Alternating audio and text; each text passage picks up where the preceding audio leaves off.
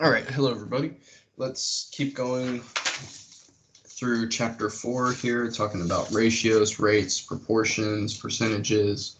We're going to get into proportions and percentages today, but first I wanted to finish that problem that I was looking at last time from section 4.2.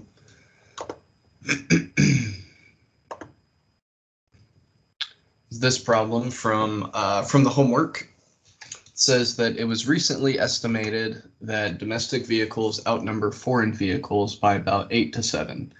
All right, so that's a rate that we could write down, or a ratio. 8 domestic vehicles over 7 foreign vehicles. Then they say if there are 5,175 vehicles in a county, how many of them are domestic?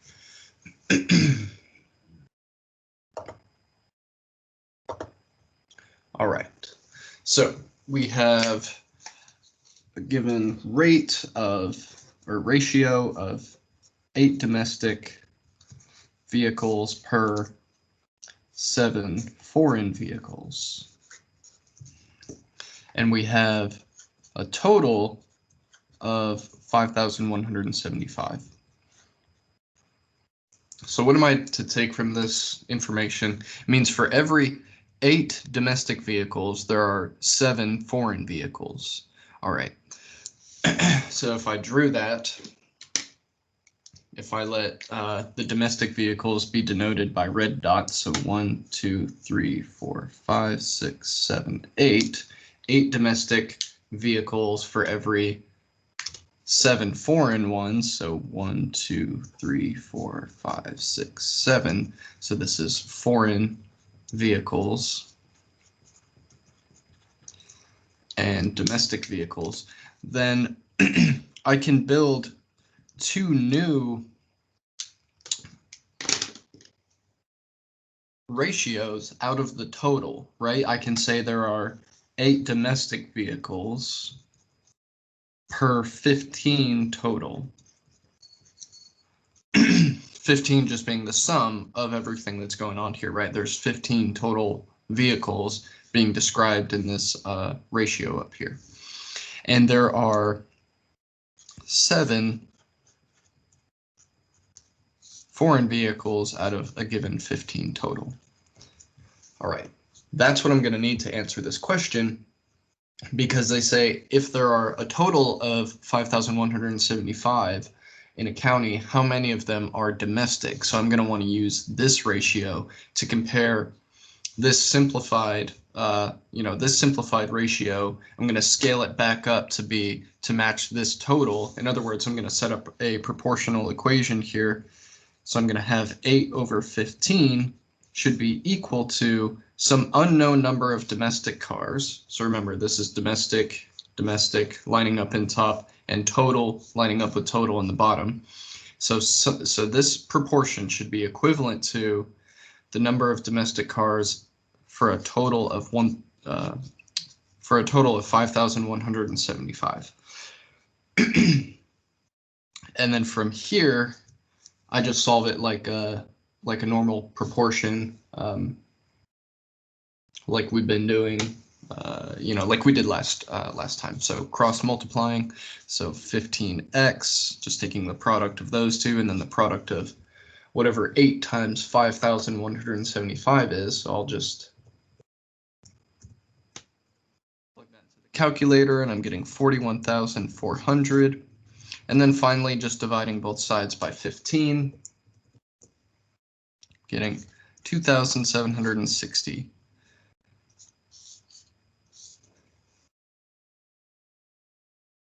So if I go back to the problem, they say out of this 5,175, how many of them are domestic? Well, if I assume that oh, did someone have a question? Okay, I think someone just accidentally unmuted themselves. Okay, so with this given ratio that I had to build, right, the 8 over 15, now I know that there are 2,760 domestic vehicles. Okay.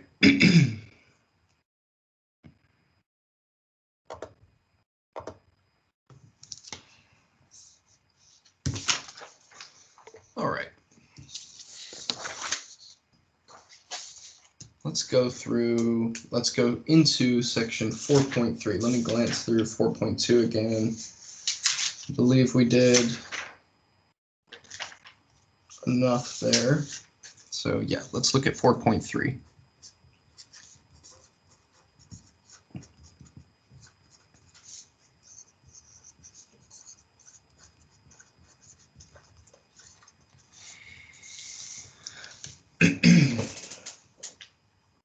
Proportions and percentages. All right. So here they're not describing a proportion as a proportional equation, though that equation I set up back here, this thing, you could call, some people just call this a proportion, but really I guess if you wanted to be really pedantic, it would be a proportional equation. So over here in this section, we're going to consider a proportion as just a special ratio. Proportion is a ratio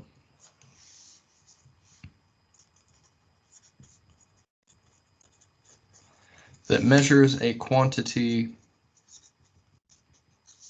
compared to a total.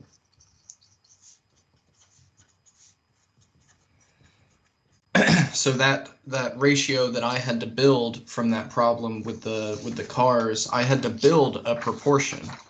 I had to build a proportion. That 8 out of 15 was a proportion that I built from the information given. It's a fraction or a ratio that measures some quantity compared to the total. That's all a proportion is.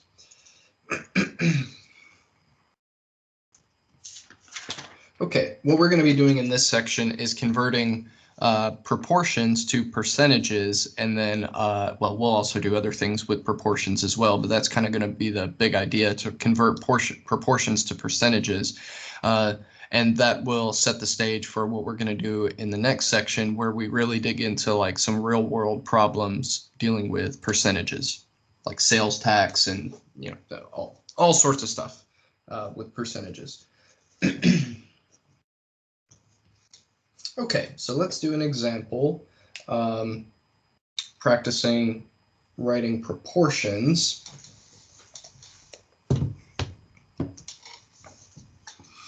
So say we have a table of data, this is just coming from the text, with car type written here in this column, and then number of cars sold. Number of cars sold in this column.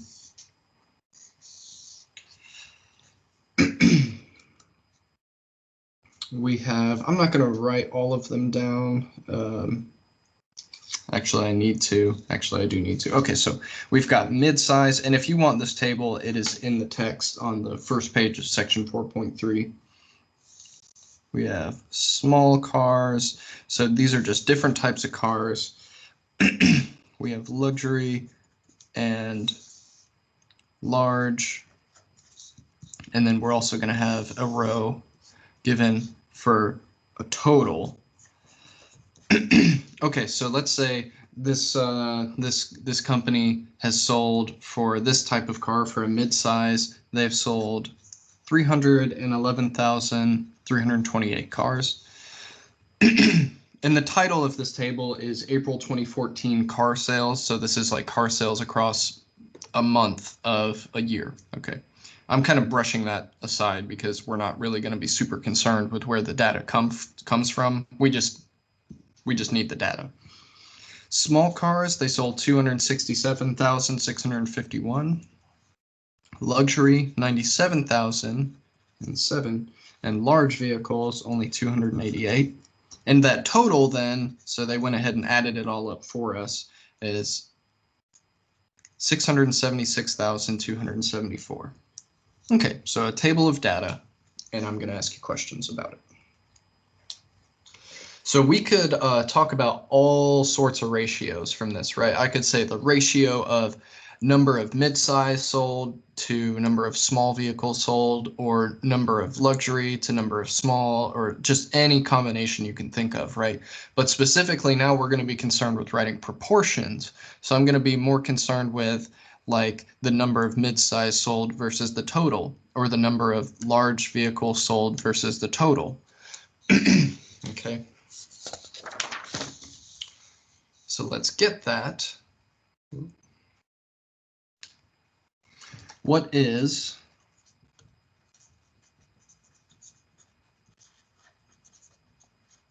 the proportion of number of mid-size cars sold?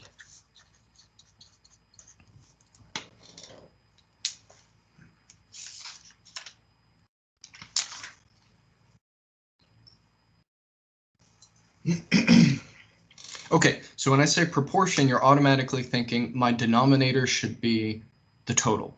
That's what a proportion means in terms of as a ratio. A proportion should have a denominator that is measuring the total. So here my proportion of number of mid-size cars sold should be, well, the number of mid-size cars sold versus the total, or over the total. So I'm going to have 311,328 because that was the number of mid-size cars sold to the total. Okay, so that's it. That's my proportion there.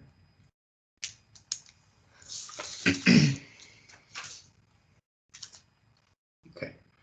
Now, what we're going to want to do here is we want to consider this as a percent now. Like what percent, that's going to be the question for the first example here is what percent of the total do these mid-size car sales make up?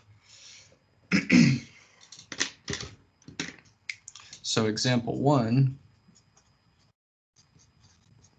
will be, I'll phrase it this way, what percentage of the total sales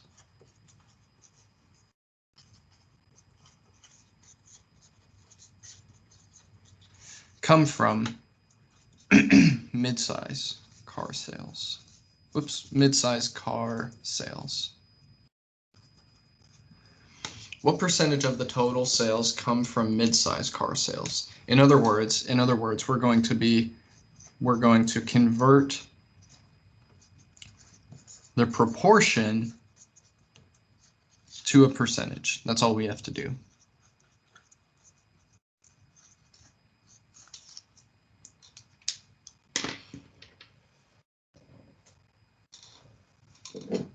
Okay.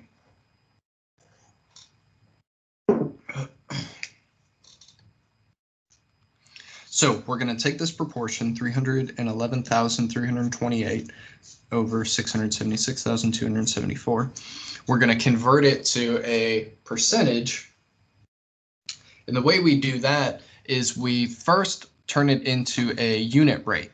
So we turn it into a unit rate. Remember the way to do that. First convert it into a unit rate, which is just something over 1. The way to do that is to just plug these numbers straight into the calculator. 311,328 divided by 676,274. So I'm straight up plugging this into the into the calculator, right? It's just this divided by this. That's all a fraction is a division problem. And I'm going to round to the 100th place, 0.46 over 1. Over 1. When you convert something to a unit rate, it's over 1. And then what I'm going to do is I'm going to convert it to a percentage by simply taking that number I get there, 0.46, and I'm dropping the over 1 part because that part's not really necessary. That's just, I just wrote it there to emphasize that we were turning it into a unit rate. And how do I convert this decimal number into a percentage? I multiply by 100%, just like that. It's like I'm scooting it back up to make the denominator 100. Excuse me, 100, because that's all a percent is a number out of 100. So here I have 46, well, 0.46 times 100. I know that's going to scoot the decimal place right by 2 because I know how multiplying by 100 works. So I'm getting that from the top, 311,328 over 676,274 is equal to 46%. And put the percent symbol on the back. So let me make a note in case you don't recall what percents are or what they actually mean. Percent is read as percent, right? Percent.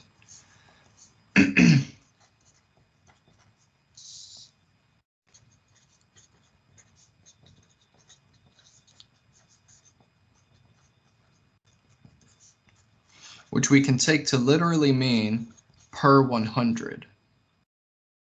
So when I say, when we say 46%, that is the same as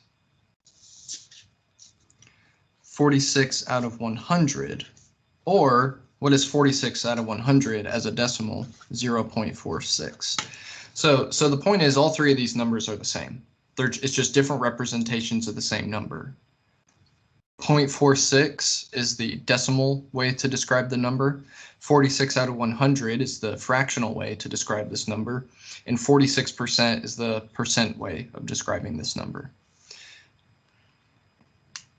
And then it came from this crazy proportion that we had. So apparently this is like another representation, but I rounded, so it's not exactly, but it's a good approximation. Maybe I should say, instead of equals here, I should say like approximately with a little squiggly equal sign.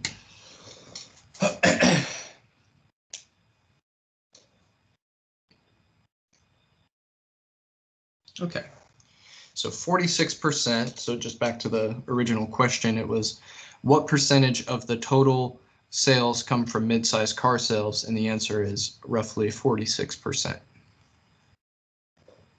All right.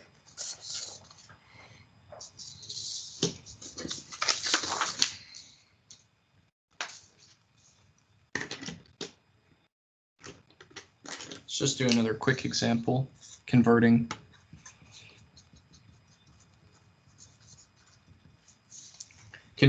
a fraction or a proportion to a percentage. What is it, 75?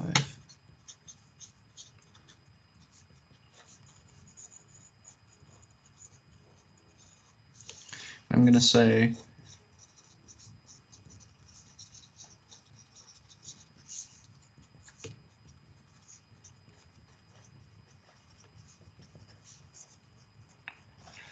round the percent to the 100th place. Okay, so if I just get straight to the point, what are we going to do? We're going to divide. So we're going to convert this to a percent, what we're going to do is we're going to divide first. We're going to do 75 divided by 234.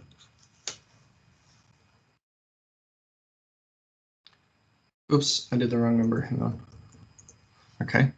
And then we're going to take that crazy number, whatever it is, some crazy decimal number, and then we're going to multiply by 100 and stick a percent sign on the back. So then in your calculator, you type times 100, and then I'm getting I'm going to say approximately, because all of these are going to be approximations unless this works out to be a really nice terminating decimal.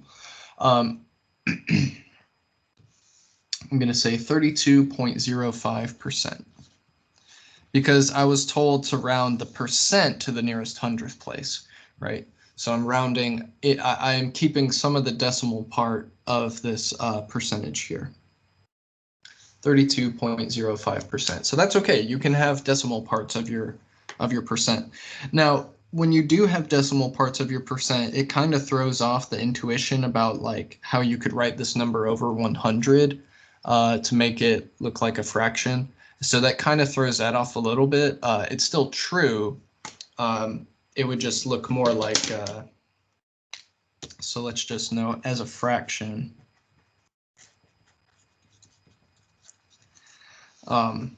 This particular percent, 32 0.05% would look like. So 32 over 100 would be 32%, but I have 32.05 over 100.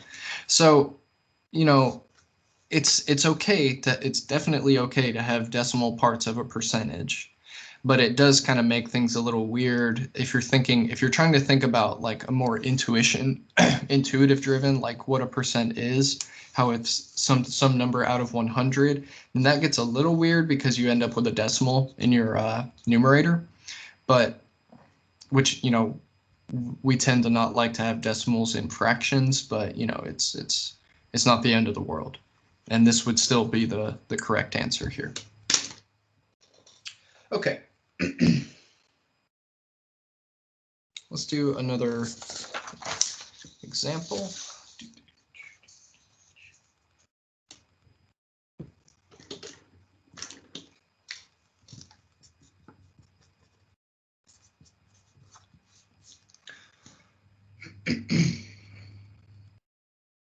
We'll do this example and then I'll see if anybody has questions about using or building the percentages from proportions, and then if not, we will keep going. Okay, so we've got a sample of adults between the ages of 25 and 34 reported whether they had a college degree or not. Okay, so we have a table of data.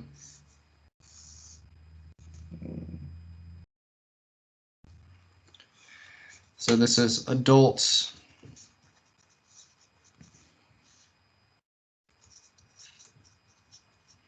age 25 to 34.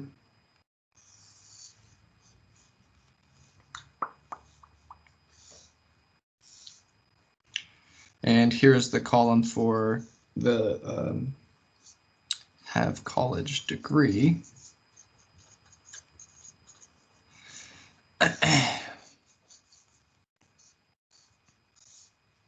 And let's see what we've got here. We've got yes, no, and total. So we've got yes, no, and total. Because there's only two answers to do you have a college degree or not, right? Yes, no, or total. Or well, yes or no, and then of course we're gonna always have a total in our tables here. So 373 said yes, and 629 said no, and that yields a total of just over 1,000, 1,002. Okay, so what's the question? What proportion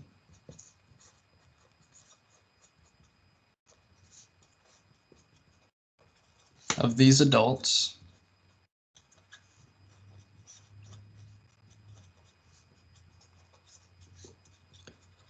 reported that they have a college degree?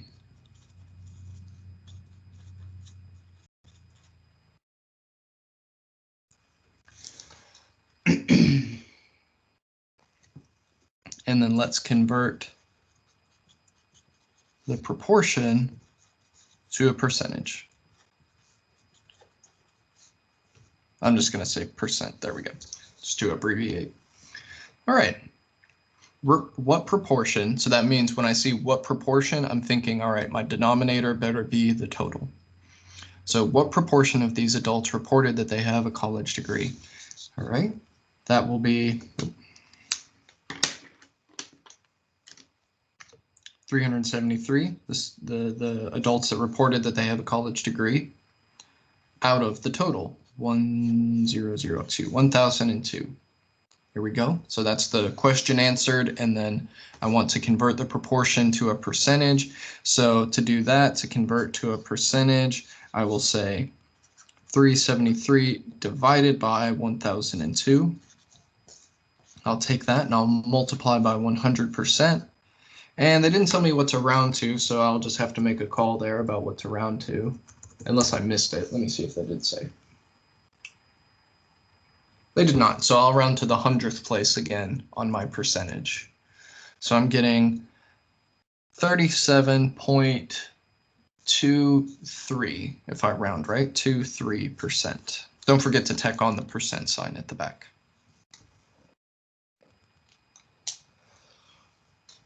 So I got in the calculator, oh, excuse me, I have 37.225, but since I'm rounding to the 100th place, then that 5 is going to tell me to round that last 2 up to a 3. That's why I got 37.23.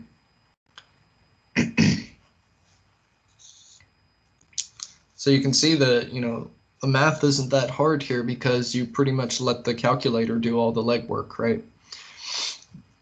You just got to know what order to plug the numbers in. Remember to multiply by 100 and stick that percent sign on the back. All right.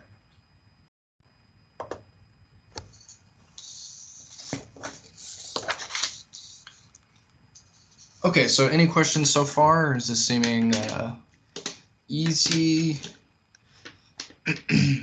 Any comments or anything?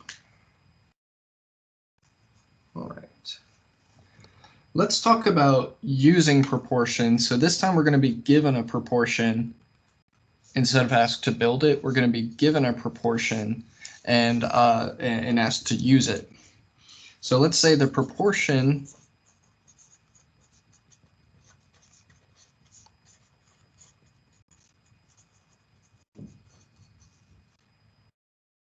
of left-handed people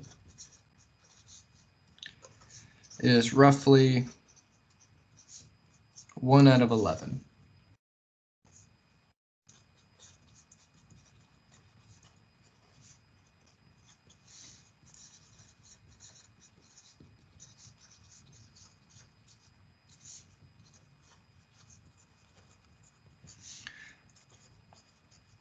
If there are 45 people in a room, how many can we expect to be left-handed?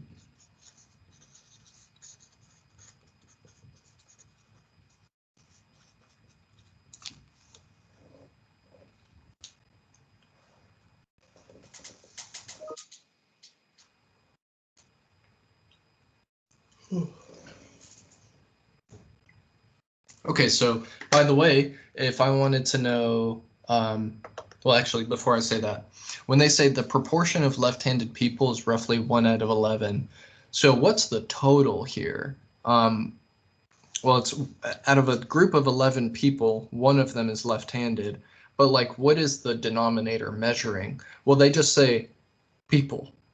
So I'm to assume that this is not just like Americans or just a group. This is all people.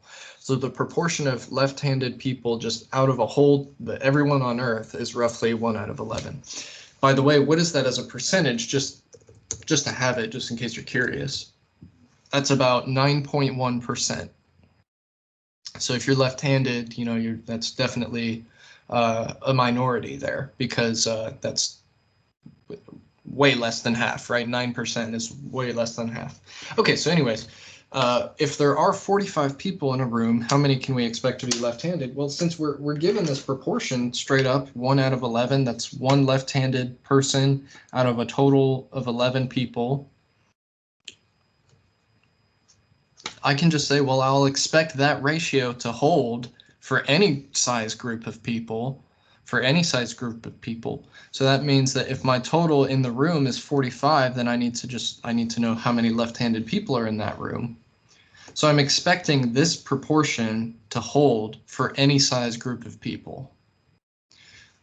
Except for maybe when the group is less than 11, right? Because then it's like, I don't really know. Like, what if I only have 3 people? Should I expect any of them to be left-handed? Well, probably not, but then it gets a little weird if you go below the proportion. But what should I expect based off of this proportion here? Well, I set up a proportional equation, which we are now well practiced with. So I cross multiply 11x, cross multiply here, that's nice, just 45.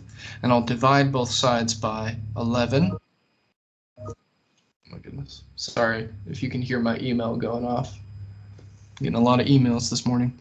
Divide both sides by 11 and I should get like 4 point something, like 4.09 repeating. Yeah, it's a bunch of 09s, but I'm dealing with like a number of people, so I'm going to say would expect roughly 4 out of the 45. I'm just rounding down to the nearest whole number, right? 4 out of the 45 to be left-handed.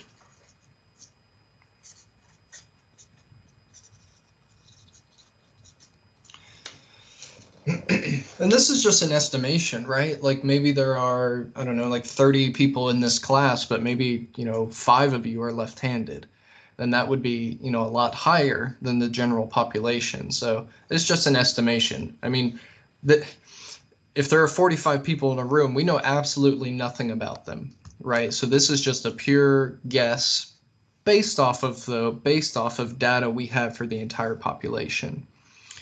Now, what if this was like a meeting of left-handed people, like a left-handers club, and all of them are left-handed? Then that would completely like ruin our estimation here, right? So, if we really wanted to know how many people were left-handed in this group of 45, you might want to know a little bit more about them.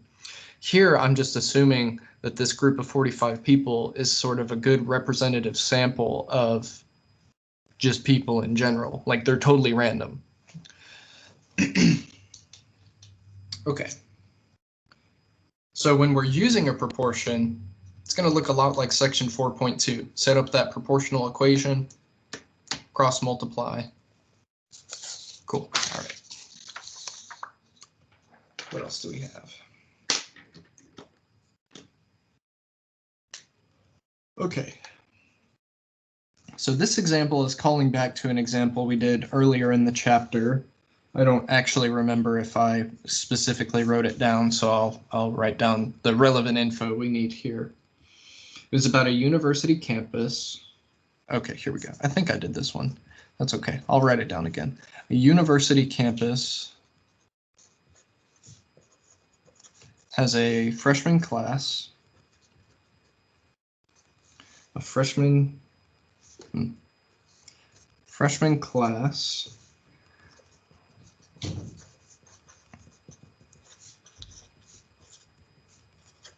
of 2 to 3 men to women. So that's not a proportion, right? Oops, men to women. That's not a proportion because it's not measured out of a total. It's just men to women. Okay. Now, university-wide, that means that everyone on the university, not just freshmen. University-wide, 53% of the population, I'll say the campus population, just to really specify that we are not just talking about the freshman class anymore, we're talking about everybody on campus, is men. 53% are men, or is men.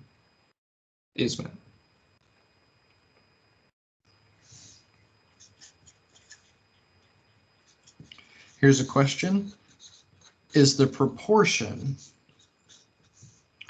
of men in the freshman class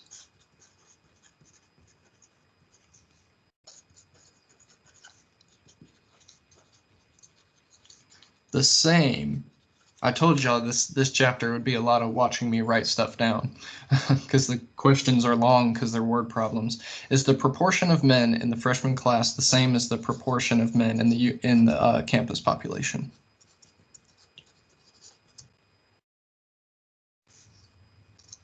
I'll say proportion of men campus-wide.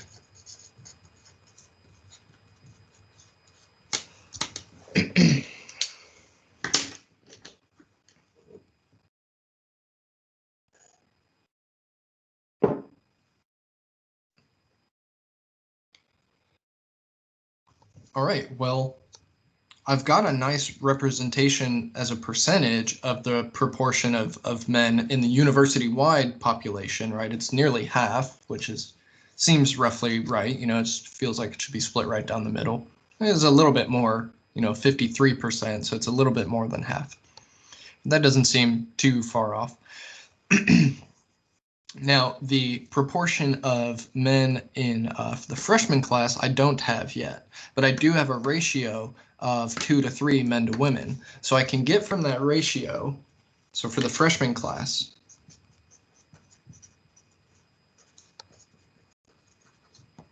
I've got a ratio of 2, I'll say M per 3 W for women. Then that I can convert into a proportion of 2 men per 5 total. Right? Just getting the total from this ratio by taking the sum of those two numbers. So it's a lot like the vehicle domestic versus foreign vehicle problem, right? Except we're going to go a little bit further here, because now that I have this proportion of men out of the total for the freshman class, I want to get this as a percentage. What is it as a percentage? Well, without writing all the steps, what do? I do 2 divided by 5, and then I multiply by 100, and I get 40. And then I stick a little percent sign on the back. That's it. This is the proportion of men in the freshman class. So how do they compare? Well, clearly they're not equal. Clearly they're not equal, right? So what else can I say here? I'll say, oh, where did my red marker go? There it is. Okay, so the proportion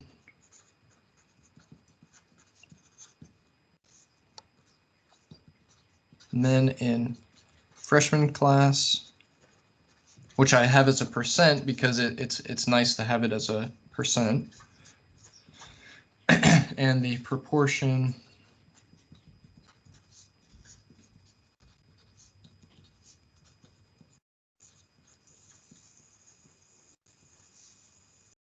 I'll just say proportion of men, whoops, goodness, campus-wide is 53%.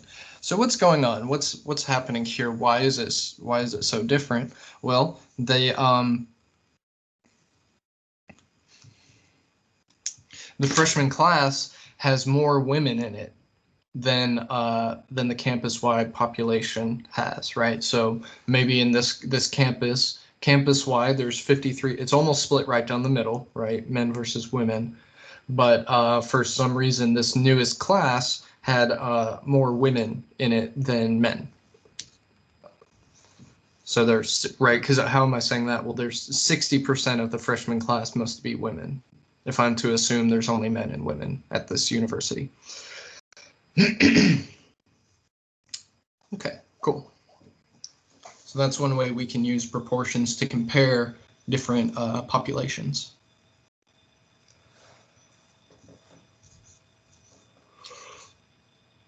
Oh, excuse me. Okay.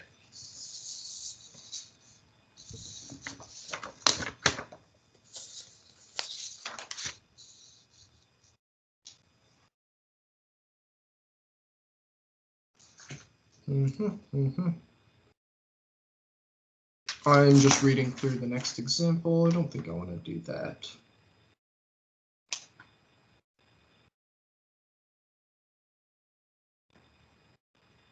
Yeah, let's do example 6 from the text. How are we doing on time? Good. So you can call this example 5 in your notes, but if you like to keep up with the text, it's example 6 in the text. Suppose you earned a B on your last History 102 test by getting 80% of the questions correct.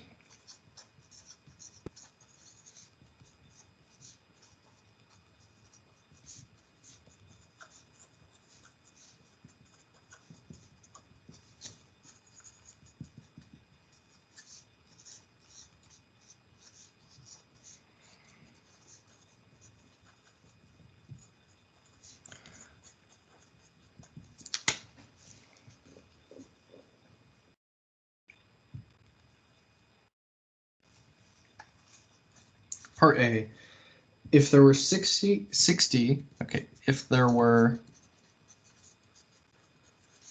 60 equally weighted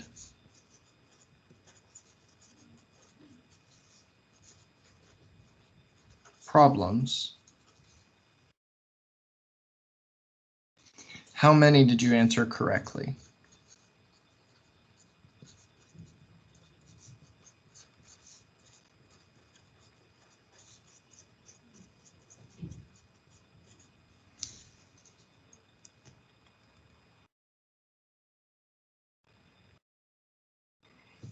And part B, let's say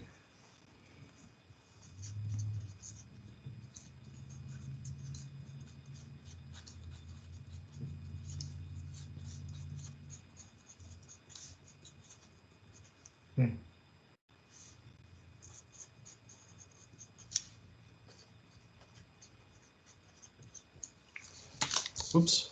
All right. So part B says, what was your ratio of correct to incorrect answers? Okay, so what are we given here? We're given up top a proportion as a percentage, right? 80% of the total is what we got, 80% of the total. So if there were 60 equally weighted problems, how many did I answer correctly? Well, all I have to do to answer this is I need 80% of 60. I need 80% of 60. In other words, what that means is I need to multiply 80% by 60. That's how you get how do you get a percentage of some other number? You multiply. So I'm going to take 80% and multiply it by 60. And by the way, what does 80% look like? So whenever you're doing math with percentages, like we're doing here, you need to convert the percentage back to a decimal first. So as a decimal, 80% is 0.80. Just dividing that 100 back out of it to make it a decimal number.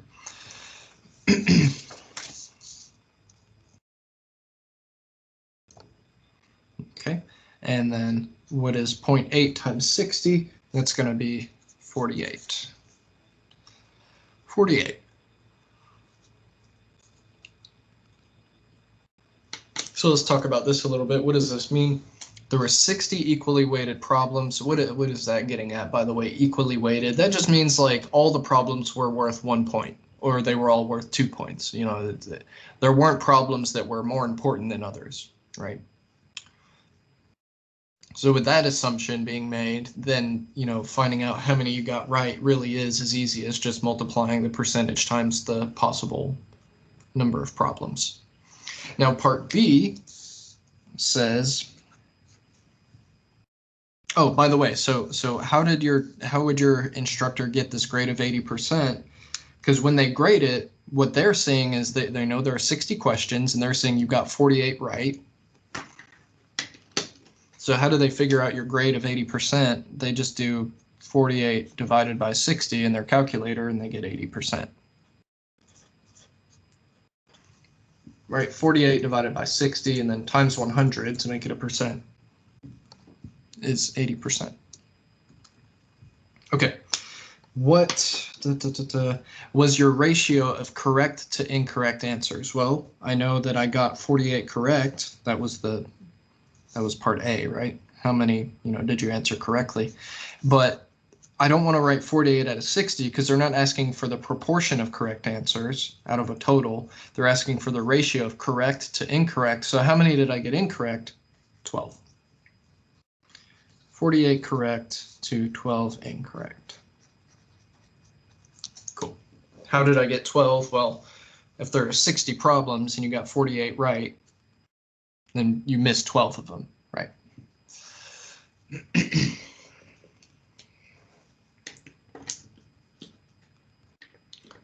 And would I write this as a percentage? Well, no, because I can only write proportions as percentages. This is not a proportion out of a total, right? So that's it for part B.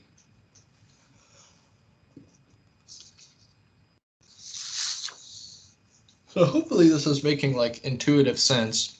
Probably I said that, I mentioned that this would be more comfortable probably than chapters 2 and 3. And hopefully that's still holding true here.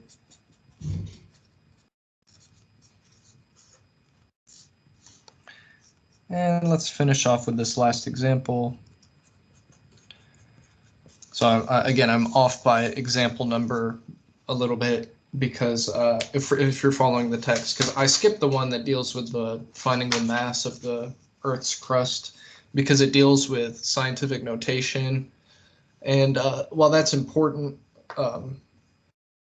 let's skip it for now. Okay, so we've got example 7 from the text, which I'm calling example 6. Elaine was very excited to find that the watch she has wanted was on sale for $66.50.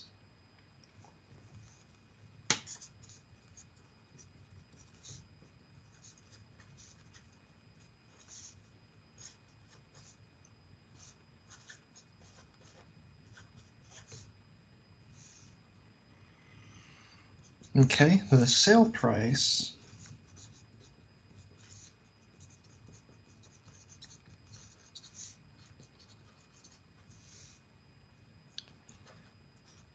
indicated that it was 30% off. So this is the sale price, the $66.50. The sale price indicated that it was 30% off of the original price.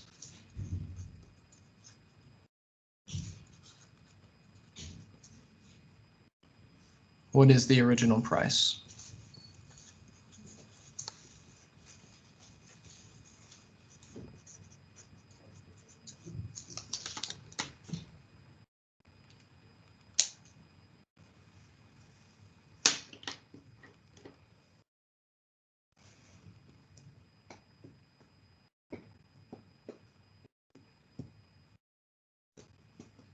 Okay, so the first thing we need to do is figure out how much she is paying of the original price, or well, how much whoever is paying for this watch. So let's point this out.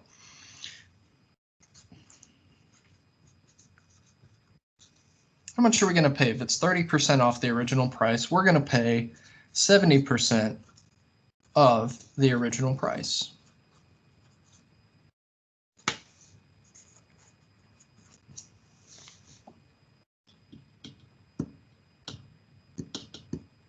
You could solve this with a proportional equation, which is actually how the book does it, but I'm going to solve it slightly differently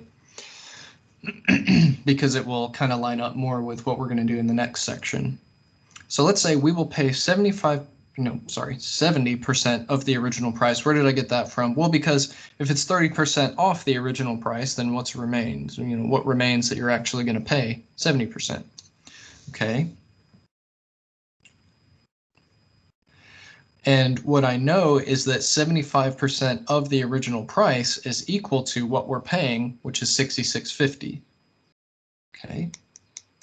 So if I let the original price be X, so let's let the original price be denoted by X, then I keep wanting to say 75 for some reason, 70% of X, 70%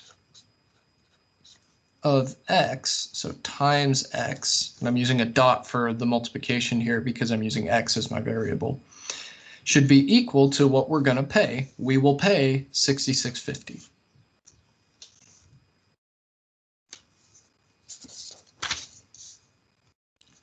So I built an equation out of this sentence here. We will pay 70% of meaning multiply the original price, which is unknown, and what are we paying? We will pay, that should be equal to $66.50. That's what we were told.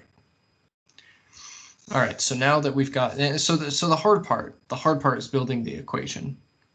Okay, but it's important to pull out a sentence that kind of sums everything up, and then from that sentence build your equation. That's kind of the strategy here. Now, once you get the equation, you're going to convert your percent, if it's there, convert your percent to a decimal, so 0.70, and then times X is equal to 66.50. How do I solve for X? Well, it's attached to a 70 via multiplication, so I'm going to divide both sides, not a 70, a 0.70. It's attached to 0.70 or 0.7 via multiplication, so I'll divide both sides by 0.70. Which will isolate X, which X is my original price, which is what I'm looking for. So I've got 66.50 divided by 0.70 is $95. So I can put my unit back on at the end. My original price was $95. That is a super useful technique there. Let me see if I can get it all on one page so you can see it all. There we go.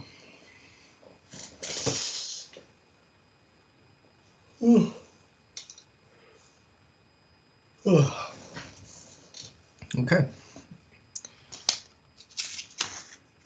So I've already given you the problems for right in the chat. I gave them all to you last time. Let me make sure they're there. Yeah. So I already gave you problems from this section, 17, 18, and 22 to try, in addition to your Hawks assignments. That's the last example here in the book. So that's it. I'm not going to go into 4.4 today. We're on a good schedule, doing a section a day, so we're doing fine. So I'm going to stop the recording. You guys are good to go. Stick around if you have questions.